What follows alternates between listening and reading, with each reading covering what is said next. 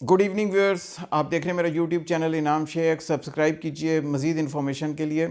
Last year मैंने interview किया था राना आतिफ़ का। राना आतिफ़ जो कि सीईओ हैं लाहौर क़लंदर के। लाहौर क़लंदर आप देख रहे हैं, अभी पहले तो बिल्कुल लूज़ कर रहे थे, लेकिन अब विनिंग स्ट्रीक में आए हैं। पिछले 2 मैचेस जीते हैं, पोजीशन बेहतर हुई है। उनके पाकिस्तानी खिलाड़ी तो शायद इतना परफॉर्म नहीं कर रहे, लेकिन इंटरनेशनल खिलाड़ी काफ़ी परफॉर्म कर रहे हैं। लाहौर क़लंदर को मैं ये क्रेडिट ज़रूर दूंगा। जब मेरी आतिफ़ से इंटरव्यू हुआ था, मैंने आतिफ़ से पूछा था, काफ़ी मेहनत कर रहे हैं, नया टैलेंट ढूंढ के ला रहे हैं, बहुत सारी जगहों से ढूंढ के ला रहे हैं, अच्छे बॉलर्स, बैट्समैन, काफ़ी इन्वेस्टमेंट कर रहे हैं, कोशिश कर रहे हैं कि नए से नए यूथ आएँ, उनको अपॉर्चुनिटीज़ मिलें, उनको मौका मिले क्रिकेट में। और ऐसे बच्चे जिनको वैसे डायरेक्टली मौका नहीं मिल रहा था, उनको लाहौर क़लंदर्स बिल्कुल अपॉर्चुनिटी दे रहे हैं कि किसी भी तरीके से।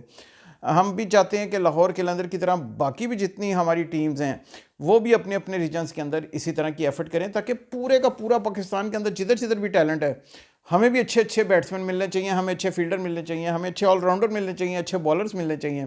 क्या वजह है वो गोरे ज़्यादा अच्छा परफॉर्म करें, हमारे खिलाड़ी क्यों नहीं कर रहे? हमें इसमें से कोशिश करके अपने अच्छे खिलाड़ी निकालने हैं और फिर उनको ग्रूम करके इंटरनेशनल लेवल पे लेके जाना है। इसके ऊपर मैं मज़ीद बात करूँगा लाहौर क़लंदर्स के सीईओ से भी, और आप लोगों को भी ब्रीफ करेंगे in our next program. Until next time, I will see you. अल्लाह हाफिज़।